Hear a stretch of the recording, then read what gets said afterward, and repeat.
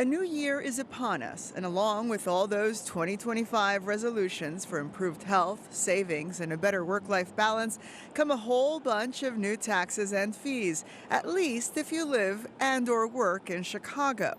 Just a little zinger to surprise you. Happy New Year, everyone.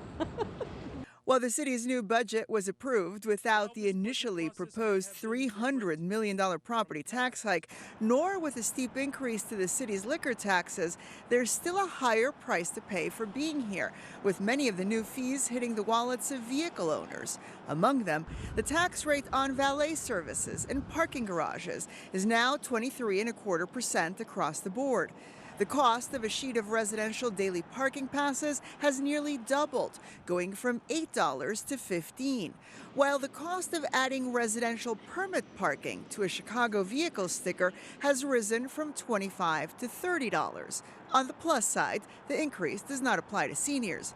You'd also better pay more attention to the speedometer. Starting today, speed cameras will issue $35 tickets to drivers going between 6 and 10 miles an hour over the speed limit, and $100 for drivers going even faster.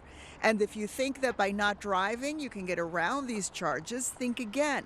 The congestion surcharge currently added to rideshare trips downtown on weekdays will now apply to weekends as well. But that's not all. The cost for grocery bags is now 10 cents, up from 7 cents.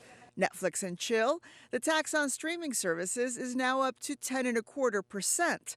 Government watchdog Joe Ferguson says none of this is sustainable.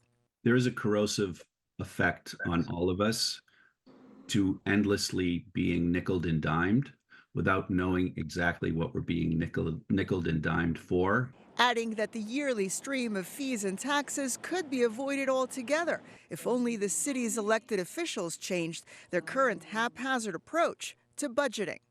Budgeting needs to be a full year process rather than a mad scramble. The way that this is done responsibly is a year-round process with full transparency. If we were to monetize our inefficiencies, we would have most of the money that we need to address our structural deficits.